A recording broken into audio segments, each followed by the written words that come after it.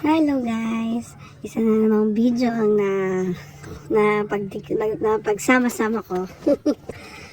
Kasi sorry naman, ang dami kong video ng mga anak ko. Full memory na yung cellphone ko. Kaya upload ako ng upload sama-sama. Hindi pa ako marunong mag-edit ng video kaya pagpasensya nyo na. Hiningal ako. Ayan, galing kami simbahan nito. Natutuwa siya kasi hindi bumagsak yung tower niya. Nagbibuild siya ng Lego niya, hindi bumagsak yung tower niya. Katuwa yung batang makulit. Yan lang ang libangan niya sa bahay namin maglaro.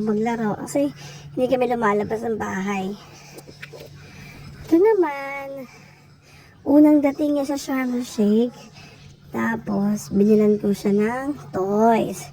So, every Sunday, simula nung dumating siya sa Sharm dati, every Sunday, hindi kami lalabas nung wala kaming nabiling toys. Ayun na yung parang ano ko sa kanya. Kasi, makadaddy siya Ang tagal niyang nahiwalay sa daddy niya.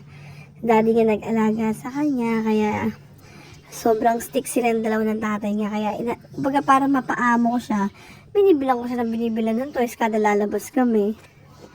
Para bumalik yung loob niya sa akin, yun lang.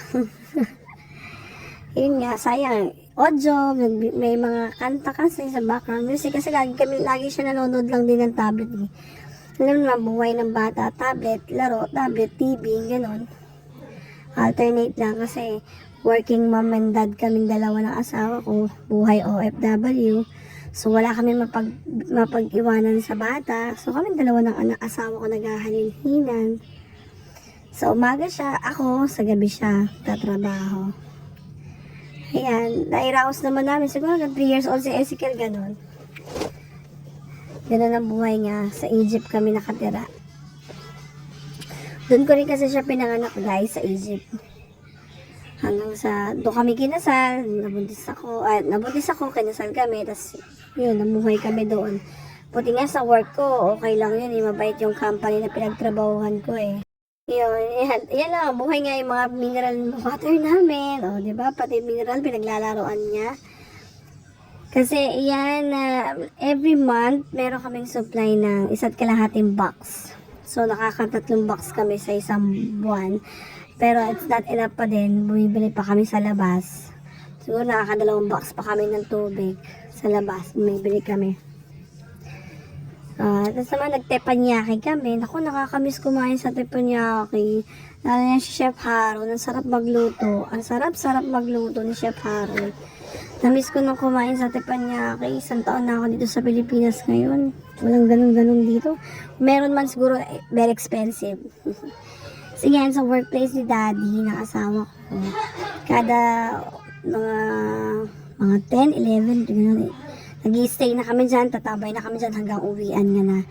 Ginagawa ko na niya kapag day off ko. Pag day off ko, nag-aantay talaga kami dyan. Tambay lang kami. Okay lang naman, amo rin naman namin may-ari yan Yung buong Soul Square na yan, amo ko rin na may-ari. Amo namin, dalawa ng asawa ko. Dyan lang kami, nakaupo lang kami dyan sa labas. Kahit di kami umorder. Tambay lang kami. Si Ezekiel, masaya na yan sa mga rocks. Laro lang siya ng laro sa mga rocks dyan. Halos kilala na nga si Ezekiel ng mga tao dyan sa Soul Square, yung mga security guard. Kaya hindi ba mawawala, kahit iwanan mo yan, hindi yan mawawala. Alam nilang anak yan ni Chef. Ni Chef Shan. Yan, tuwan-tuwa siya sa mga rocks. Rocks yan, rocks sa tawag dyan, stones, rocks. Diba? Palinis naman dyan, guys. Kaya okay lang humiga siya dyan, palinis yan. Lagi-lagi yan, minimaintain yan. Mayat pa yan, nilinisan niya ng mga Soul Square na housekeeping. Napakalinis dyan sa Soho. Kaya okay lang magkanda. Higa si Ezekiel dyan. Pero pag uwi din naman namin, pinapalitan ko naman siya ng damit. Hindi ganyan. Naghihilamos din naman siya. Siyempre, iba yung nalabas ka na yan. May mga alikabok pa rin kahit pa paano, diba? So, pag tulog na, bedtime na, nagpapalit siyang damit. Pinapalitan ko. Ano pa ba? Maganda siya sa Soul Square pag gabi. Ito naman, ito yung unang labas ko sa kanya na wala rin daddy niya. Yan, takbo dito, takbo doon. Kasi lagi ko siya, nung time na na nagtatrabaho na yung daddy niya. Unang dating niya dyan sa Sharm, tayo siya nga nilalabas. Para maramdaman niya yung saya dito sa Sharm. Yan. Si dati every month, every month umuwi ako ng Cairo para bisitahin siya. 4 na araw lang ako doon. Tapos pababalik ulit ako dito. Excuse me.